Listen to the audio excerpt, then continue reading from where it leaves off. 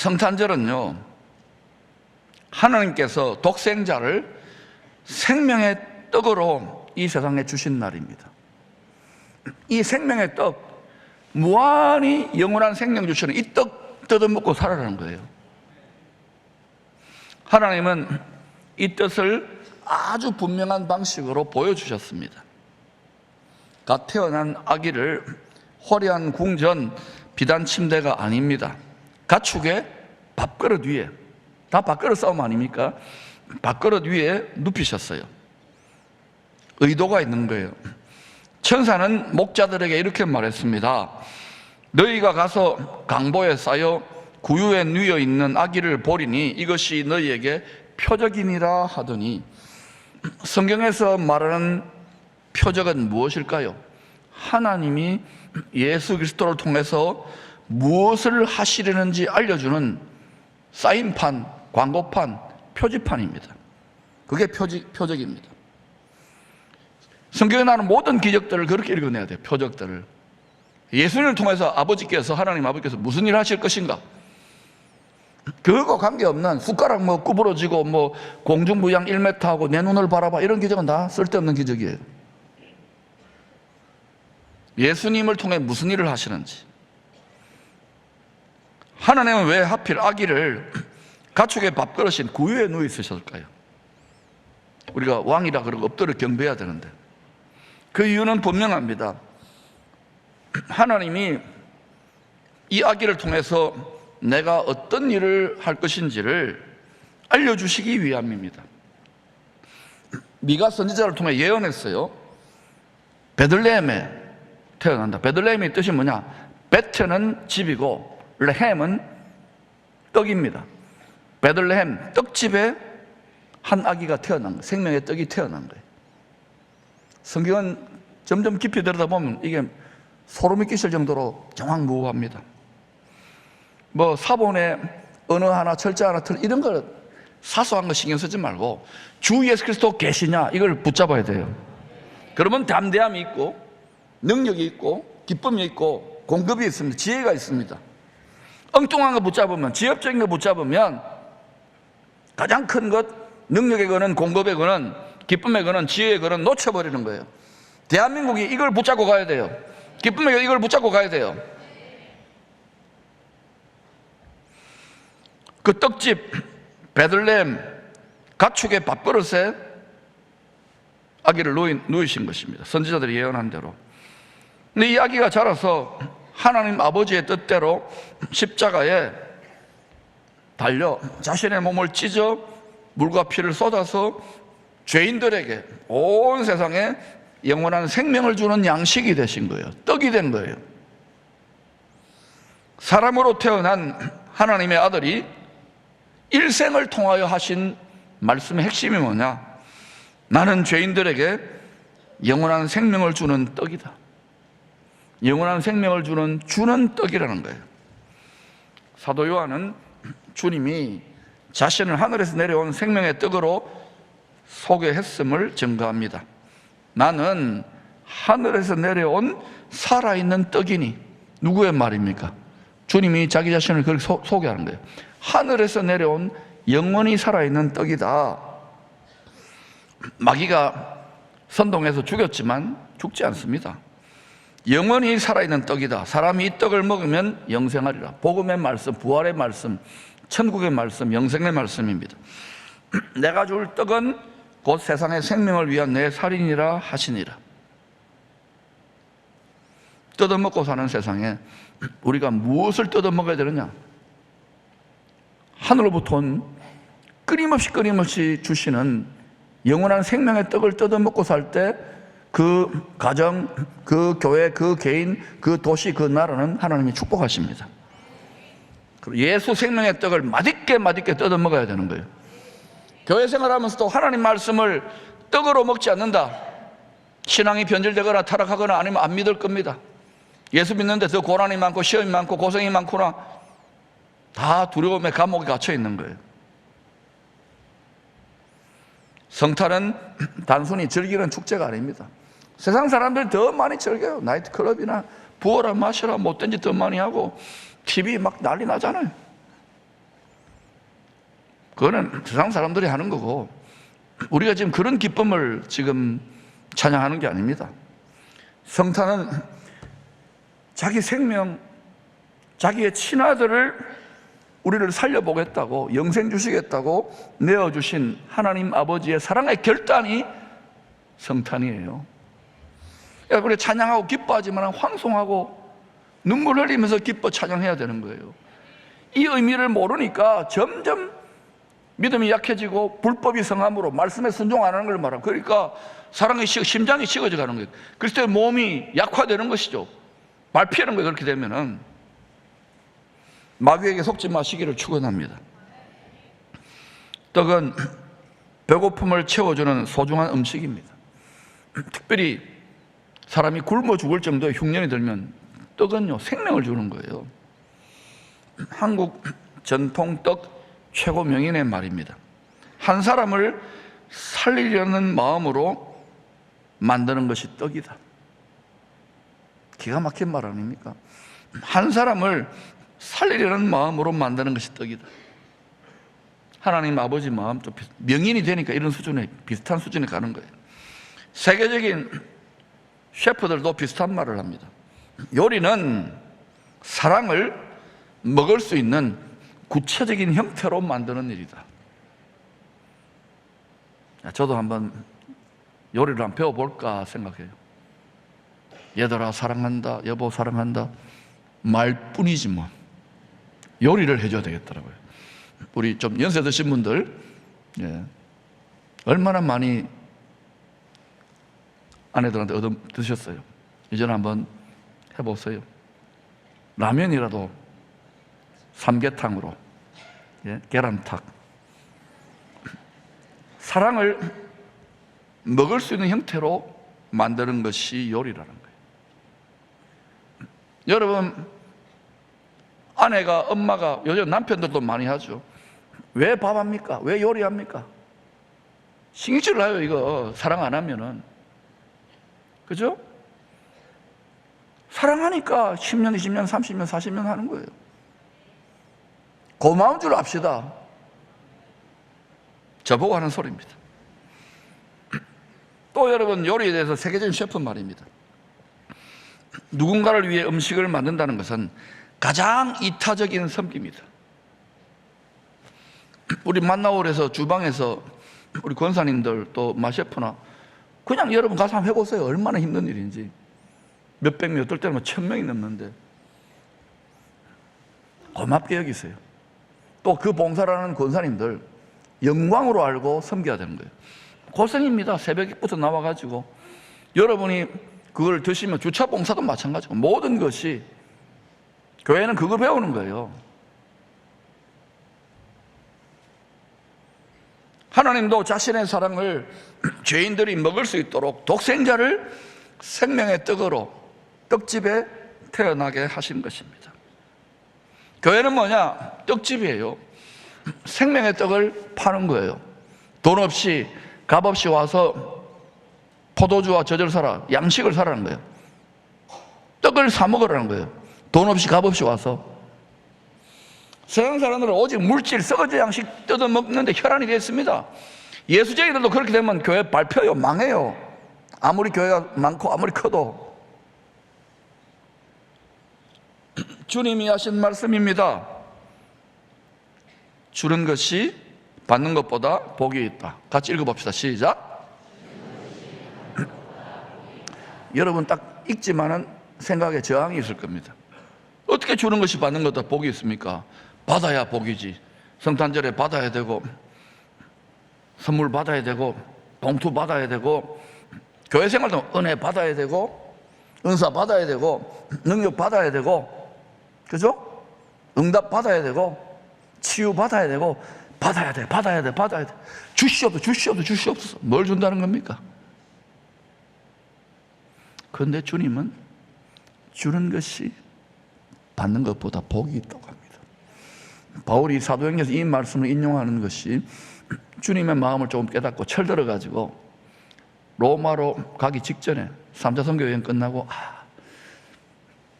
자기 생명을 아낌없이 내어줄 정도까지의 영적 상태에서 주의 그 말이 기억났던 것 같아요. 주는 것이 받는 것보다 복이 있다는 거예요. 왜 그런가? 주는 사람이 하나님의 기쁨에 참여할 수 있기 때문입니다. 물론 응답을 받고 치유를 받고 사랑을 받고 은사를 받고 은혜를 받고 선물을 받고 봉투를 받아도 기분 좋고 기뻐요. 그러나 하나님은요, 우리가 하나님께 뭐 헌금 갖다 바치고 뭐 헌신하고 이거 하나님께 무한한 것을 다 가지고 계시는데 하나님 주시는 분이에요. 하나님 아버지의 그 사랑의 기쁨을, 그 사랑의 성품을 주면은 우리가 누리게 되는 거예요. 여러분, 하나님은 아낌없이 모든 걸 주셨습니다. 아들을 주셨지요, 영원한 생명 주셨지요, 구원의 은혜와 복을 주셨지요. 특별히 여러분, 생명의 떡을 나누어 주는 일에 충성한 종들에게는 세상이 줄 수 없는 신령한 기쁨을 주시겠다고 약속했어요. 마태복음 25장 21절입니다. 시작. 내 주인의 즐거움에 참여할지어다. 기쁨의 교회 이름이 즐거움의 조이입니다. 기쁨의 교회입니다. 생명의 떡을 주는, 하나님의 사랑을 따라서 생명의 떡을 주는 교회가 될 때 그 주는 기쁨을 맛봐야 돼요. 우리는 다 어때요? 어떻게 세뇌되어 있느냐? 받는 기쁨에 세뇌되어 있는 거예요. 이 세상의 정신에 받아야지 기쁘다. 줘보세요 제발. 얼마나 인색한지 몰라요.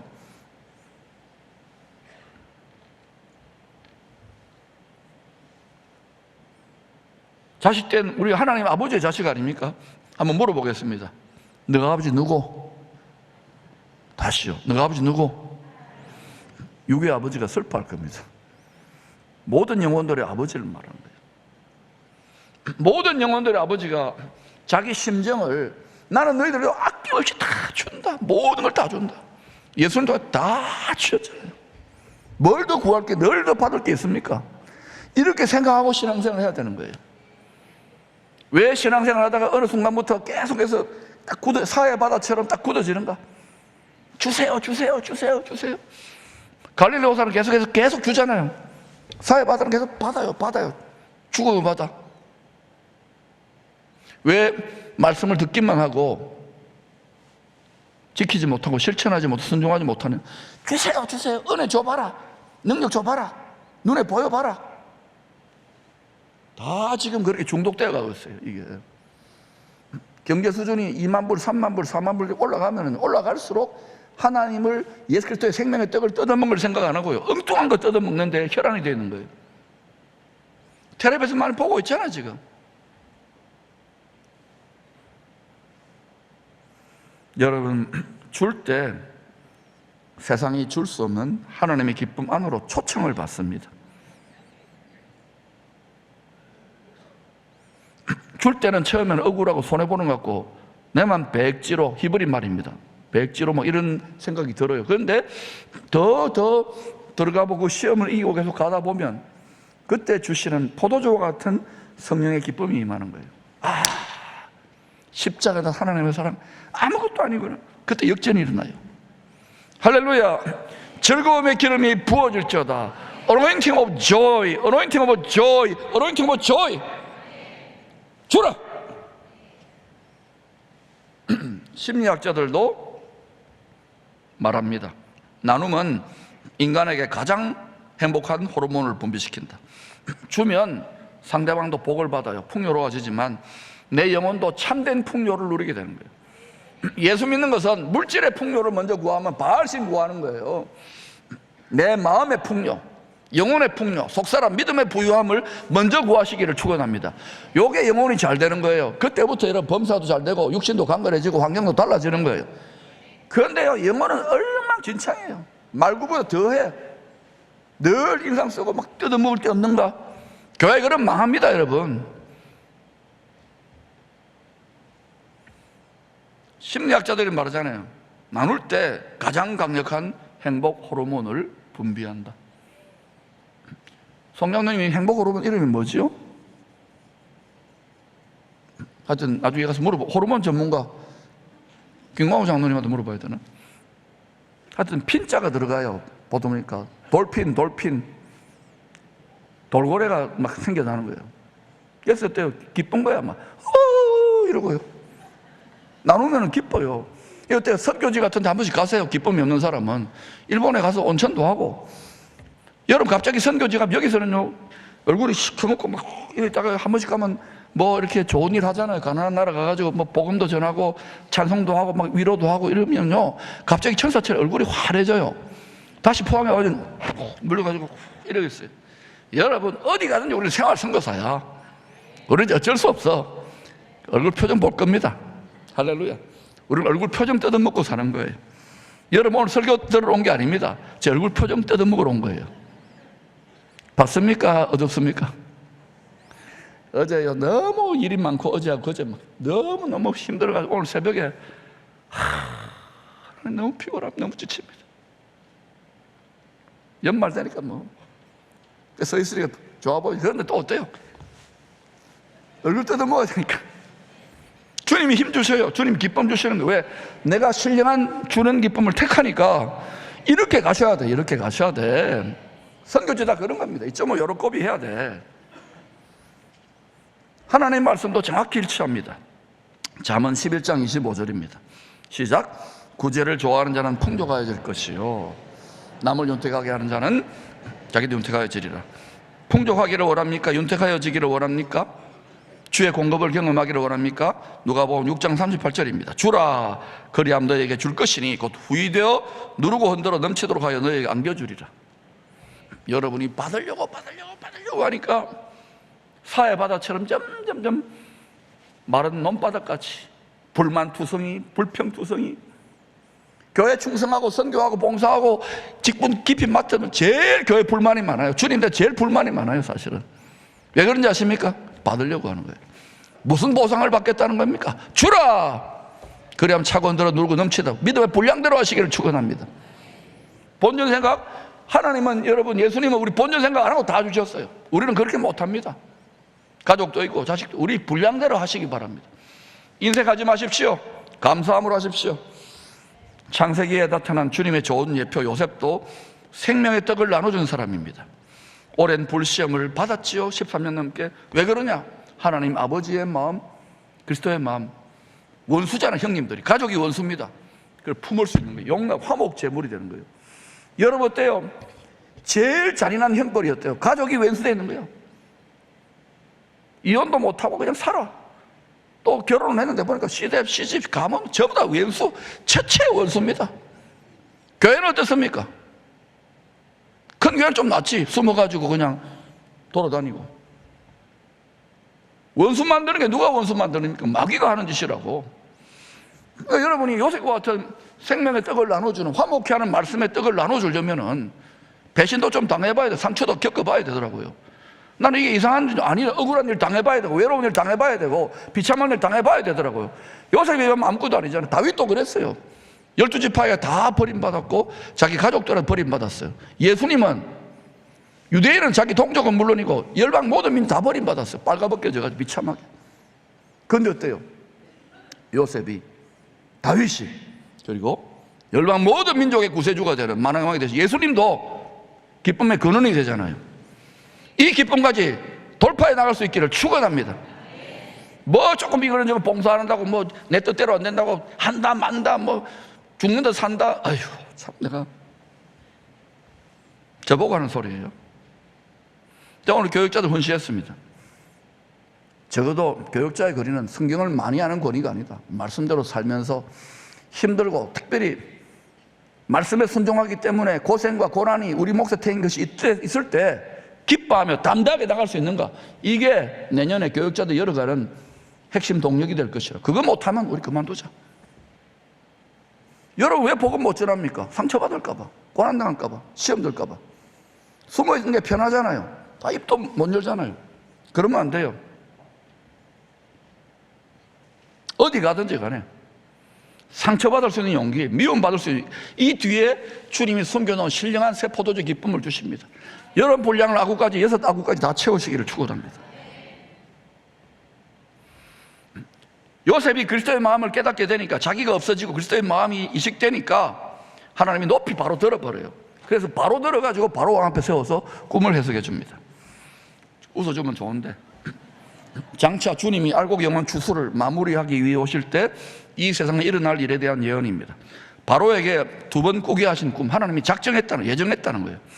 7년 큰 풍년과 7년 큰 흉년이 반드시 있을 것입니다. 세상 끝에 그런 일이 일어나요.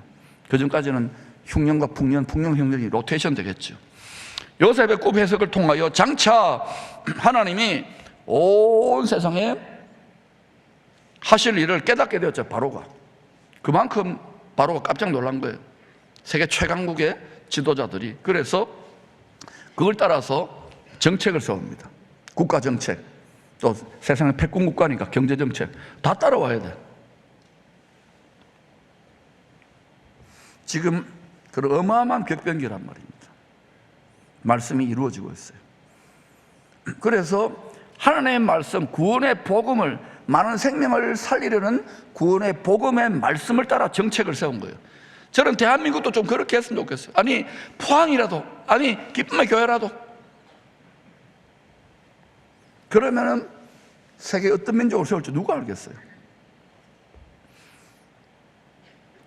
풍년의 때 흥청망청 다 먹지 말고 과소비하지 말고 흉년의 때를 대비해야 된다. 왜냐하면 딱 계속 이렇게 풍년만 되는 게 아니니까. 그래서 적당하게 먹고 남은 양식은 창고에 비축하게 합니다. 그리고 결국은 요셉이 해석해 준 그 예언적 꿈대로 7년 큰 흉년이 온 세상에 임합니다. 영혼을 팔아야지만이, 밭도 집도 다 팔아야지만이 얻어먹을 수 있는 거예요. 먹고 살 수 있는 거예요. 나중에 어때요? 짐승의 표도 그겁니다. 요셉은 풍년의 때 창고에 저장해둔 양식을 저장해둔 거예요. 굶주려 죽어가는 사람들에게 팝니다. 포도주와 저절 값없이 와서 사라 그러잖아요. 나눠준 거예요. 주님이 오실 때를 준비하며 영적인 말씀 양식과 육의 양식을 먹고 남은 것을 우리가 먹어야 돼요. 먼저 우리 먹어야 되잖아요. 육의 양식도 영의 양식도. 남은 것을 창고에 저장하는 성도들이 교회가 감당해야 될 사명을 알려주시는 말씀입니다. 여러분, 하나님의 말씀을 양식을 얼마나 먹습니까? 말씀이 푸대접을 받는 시대예요. 썩어질 양식만을 어디 맛있는 거 있나 이것만 다루지 말란 말입니다. 그거 먹지 말라는 게 아니에요. 적당하게 먹고, 너무 먹으면 여러분 당뇨 오고 배만 나와요. 적당하게 먹고 말씀 양식을 많이 먹고 하나님이 깨닫게 하는 양식을 비축하시기를 축원합니다. 뿐만 아니라 육의 양식도 벌어야 되는 거예요. 돈 얼마나 중요합니까? 전대 자식들이 돈 주머니 가난 청빈을 사명을 가져야 될 수도사는 사람도 있지만 우리는 복음을 전하기 물질이 필요한 거예요. 열심으로 복음을 위해서 돈을 벌고 양식을 비축하시기를 축원합니다. 아무리 재벌이고 일론 머스크나 삼성의 이재용이라도 새끼 5끼 10끼 못 먹습니다. 다 똑같은 거예요. 일은 보람을 느끼고 즐거움을 위해서. 그런데 우리는 영원한 생명 양식을, 썩지 않는 양식을 전하기 위해서 일을 해야 되는 거예요. 조선시대에 임한 흉년의 때 경주 최부잣집도 생명의 떡을 나눠주는 비슷한 일을 했습니다. 육의 떡이지만 이 집안의 가훈 중에 하나가 흉년에는 창고 잠그지 말라는 겁니다. 사람들이 굶주려 죽어갈 때 최부잣집은 가훈을 지켰습니다. 말씀에 순종했다는 것이죠. 창고를 열어 저장해둔 양식을 나누어 줍니다. 돈 없는 사람들은 돈 없이 생명의 떡을 나누어 주었습니다. 가훈대로 순종했던 최부잣집 후손들의 말입니다. 우리는 부를 지킨 것이 아니라 그 부를 통해서 사람들의 생명을 지켰습니다. 지금 전 세계 돈을 경기할 정도로 많이 갖고 있는 세력들은 생명을 지키기 위한 물질 경영을 하고 있으면, 세계 경영을 하고 있으면, 아니면 오직 물질을 위해서 경영을 하고 있는지 잘 봐야 돼요. 그러므로 여러분, 하나님의 말씀을 깊이 들여다봐야 되는 거예요. 최부잣집 300년의 역사의 격변 속에서 망하지 않았습니다. 오히려 계속 쌓은 부를 통하여 지금까지도 선한 영향력을 미치고 있어요. 이들이 예수의 복음을 깨닫고 믿었다면 이 영향력을 가지고, 이 부를 가지고 얼마나 좋은 일을 많이 했을까? 얼마나 많은 생명의 영생을 주셨을까? 저는 오늘 기도했어요.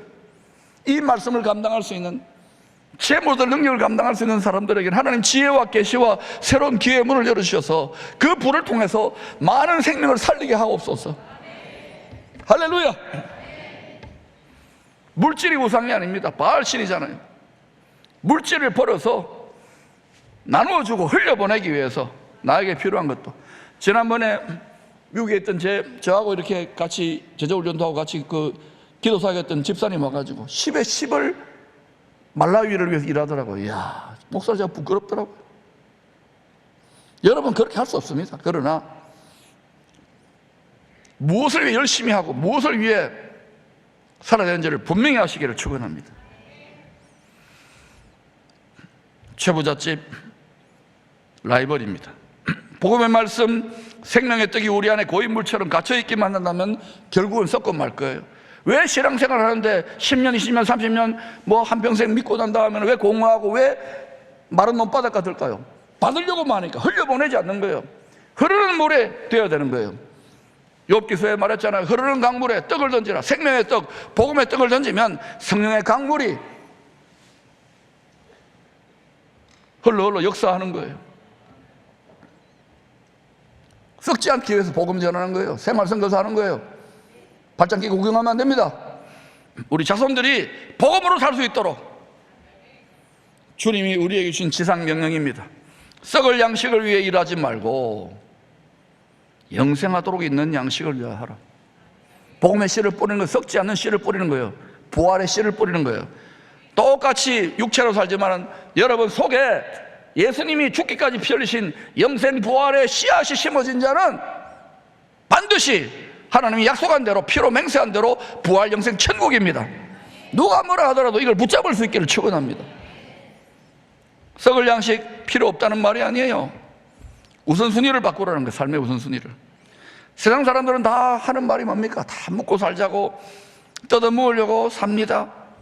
그러나 여러분, 사람은요 썩을 양식만을 먹기 위해 살고 뜯어먹고 일하는 존재가 아닙니다. 썩을 양식만을 위해 일한다면 사람이 짐승과 다를 게 뭐가 있습니까? 짐승의 세계가 보세요. 막 짐승들이, 야수들이 막 뜯어먹잖아요, 살을.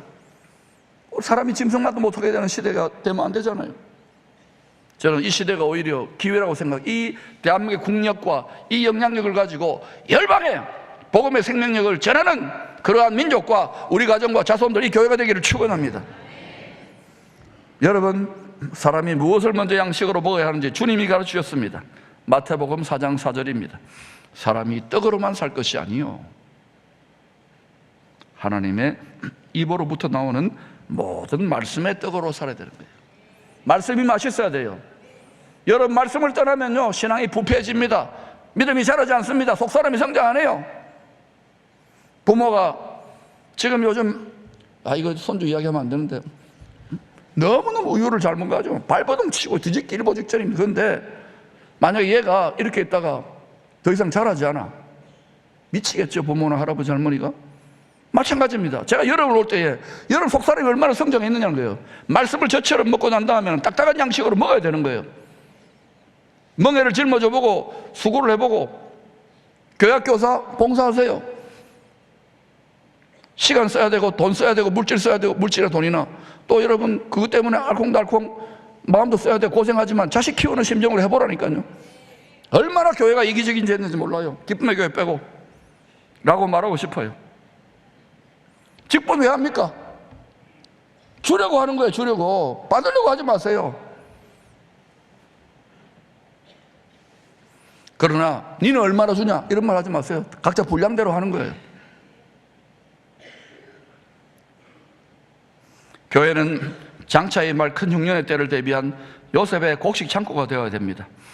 영의 양식인 말씀과 육의 양식을 먹고 남은 걸 저장해야 돼요. 왜? 점점 말씀을 먹지 못하여 죽어가는 자들에게 육적으로 그런 일이 일어날지 모르죠. 생명의 떡으로 나눠주는 자가 되어야 하는 것입니다. 그래서 부지런히 말씀을 양식으로 먹고 또 부지런히 일해서 물질 부분에서 뒤지지 마시고 복음을 전하기 위해서 생명을 살리기 위한 부유한 자도 나타나기를 축원합니다. 그 좋은 머리 좀 쓰시라고요. 복음을 위해서. 그래서 이번 성탄절에도 온 교회가 생명의 떡을 나눠주는 일을 하려는 것입니다. 매년 해왔어요. 댄스 마켓을 통해서 선교지와 여러 복지기관에 생명의 떡을 전할 것입니다. 성탄 이브 찬양 발표회 때 우리끼리만 뭐 애들 데리고 이렇게 노래 부르고 하면 하나님 기뻐 안 하잖아요. 외국인 성도들, 우리 말씀숙교회 또 세트민 성도들 초청 함께 찬양할 겁니다. 은퇴 장로님들, 은퇴 권사님들, 이분들을 위해 작은 선물과 사랑을 나눌 것입니다. 은퇴 권사님들, 은퇴 장로님들 무슨 돈이 있습니까? 양말 하나를 사서 덕담하고 기도해 주라는 것은 기쁨을, 심령의 풍요를, 연세 들면 몸이 약해지고 섭섭하잖아요. 이 기쁨을 주려고 지금 이렇게 하라는 거예요. 뜻을 아시기를 축원합니다. 여러분이 또 저 라면 박스 기도 공고회까지 났어요. 근데 여러분 1000박스 목표했는데 1400박스. 이거요, 주일 이번 성탄절 예배 드리고 난 다음 25일 날 필요한 곳에 이거 1400박스 나눠줄 겁니다. 다 뭡니까? 십자가의 사랑을 담은 생명의 떡인 거예요. 교회는 이런 거 해야 되는 거예요. 우리는 다른 사랑이 아닙니다. 십자가에 나타난 영원한 생명의 복음의 떡을 전하기 위해서 이런 사랑을 전하는 거예요. 특히 이 일을 위해 앞장서서 수고하신 분들께 감사드립니다. 그러나 사실은 여러분, 우리는 다 한 몸에, 머리 대신 예수님과 한 몸의 지체들이에요. 네 교회 내 교회 아니에요. 다 한 몸의 지체들이에요. 한 몸의 지체들로 우리가 다 함께한 일입니다. 아멘. 그러므로 함께한 일로 기뻐하고 감사하고 자부심을 느끼기를 축원합니다. 받는 것보다 더 복이 있는 생명의 떡을 나누어주는 삶을 배우는 이 연말의 성탄의 시즌이 되기를 바라고, 2026년도는 본격적으로 우리가 생명의 떡을 이 공동체를 통해 흘려보내면 하나님이 우리 망하게 할까요? 저는 그렇게 생각 안 합니다. 하나님이 계속해서 예상도 못했던 것처럼 계속 영생하도록 솟아나는 샘물이 여러분의 심령에, 그리고 교회에 하나님의 놀라운 신령한 공급과 유괴 공급이 있을 줄로 믿습니다.